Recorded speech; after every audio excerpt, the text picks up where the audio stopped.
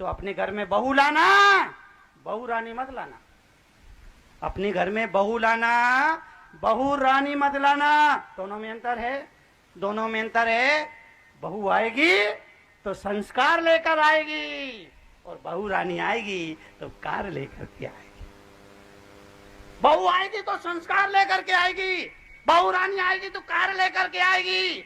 जो संस्कार लेकर आएगी तुम्हारे बुलाने पर सिर के बल चली आएगी, और जो कार लेकर के आएगी वो अपनी ही सरकार चलाएगी। जो कार लेकर के आएगी वो अपनी ही सरकार। बहू आएगी तो तुम्हारे बेटे को हर रोज एक ऐसा पाठ पढ़ाएगी कि तुम्हारा जीवन स्वर्ग जैसे सुखद हो जाएगा। और बहू रानी आएगी तो तुम्हारे बेटे को एक ऐसी पट्टी पढ़ाएगी, तुम जीते जी स्वर्गीय हो जाओ।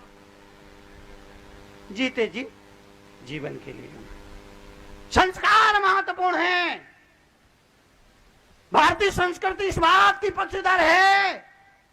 लोग मुझसे सवाल करते हैं, मुनि जी विदेशों में पति पत्नी चलते हैं तो एक दूसरे का हाथ पकड़ के बाजारों में चलते हैं, हमारे यहाँ पर पति पत्नी चलते हैं तो दूर दूर चलते हैं, ऐसा क्यों? ऐसा क्यों? ऐसा क्यों? विदेशों में पति पत्नी बाजारों में एक दूसरे के हाथ पकड़ के चलते हैं, हमारे यहाँ पति पत्नी एक दूसरे दूर दूर चलते हैं, हाथ पकड़ के नहीं चलते, ऐसा क्यों? मैंने कहा ऐसा इसलिए भारतीय संस्कृति में विवाह जीवन पर्यंत का रिश्ता संबंध हुआ करता है, एक दूसरे पर भरोसा है, इसलिए हाथ पकड़ने की जरूरत नहीं है। विदेशों में एक दूसरे पर भरोसा नहीं, पता नहीं कब छोड़ के भाग जाए, इसलिए हाथ पकड़ के रखते हैं कहीं भाग ना जाए। रात सपने में बापू आए, बोले तरुण सागर 2 दिन का दरियाबाद का सत्संग, मैं तो यहाँ घंटा भर बोलता हूँ, लोग घर में जाके 2-2, 3-3 घंटे बोलते हैं। आज महाराज ने ये कहा, आज महाराज ने ये कहा, आज महाराज ने ये कहा, आज महाराज। 4 दिन में बड़े तरुण सागर पैदा हो गए आपके नगर में। शाम को जब तुम्हारा पति दुकान से घर आए, भोजन करने बैठे, तो केवल उन्हें भोजन कराना, दिन भर का कचरा मत खिलाना। हाँ, ये तालियां देखो इधर से बजाए।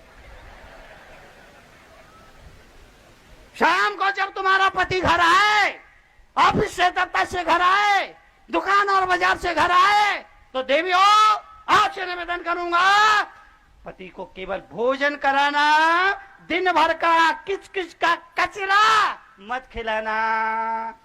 ये महिलाओं में ये कितनी बुरी आदत है, रोटी तो 2 परोसेंगी, रोटी तो 2 परोसेंगी और चिंता 200, जिससे परेशान पति की परेशानियां और बढ़ जाती है। और भाइयों से भी निवेदन करूंगा, जब आप भोजन करने बैठो तो कानों में रुई लगा के बैठना। ये कहेंगी, जरूर कहेंगी, ये नहीं रुकेंगी, क्योंकि इनको अच्छी तरह मालूम है कि अब मौका है, यही मौका है, बाकी तो सुनते नहीं है, यही मौका है। ये कहेंगी, जरूर कहेंगी, आप रुई लगा कर बैठना। सुनना, गौर से सुनना उनकी बात को, सहानुभूति भी दिखाना, लेकिन जब सुबह सोकर उठो तो आगे पाठ पीछे सपाट की नीति अपनाना, तो ही परिवार में शांति बरकरार रह सकती है। जीवन के लिए, जीवन के परिवर्तन के लिए, जीवन की समृद्धि के लिए आपसे निवेदन करना चाहूंगा, अपने घर परिवार को सुधारें। ये जो पीढ़ी आपके आसपास बैठी है, बड़ी खतरनाक पीढ़ी है, इन्हें संस्कार दें। माता बहनों से कहूंगा, सिर्फ अपने आंचल का दूध ना पिलाए, इन्हें संस्कारों की पाठशाला में बिठा करके संस्कार भी दें। जीवन के लिए महत्वपूर्ण है, जीवन के परिवर्तन के लिए महत्वपूर्ण है। कभी दुख आए, कभी दुख आए, जिंदगी में कभी कष्ट आए, उसे दुनिया को मत बताना, घर के दीवार की तरफ चेहरा करके आंसू बहा लेना, कोई बात नहीं है। घर के सामने आंगन में जो पौधा है उसे अपने दुख बोल देना, घर में जो गाय है उसे दुख बोल देना, पर दुनिया को मत बताना। हिम्मत रखना, हिम्मत से ही काम आएगा, हिम्मत ही काम आएगा। संकट के समय, कष्ट के समय हिम्मत ही आएगा।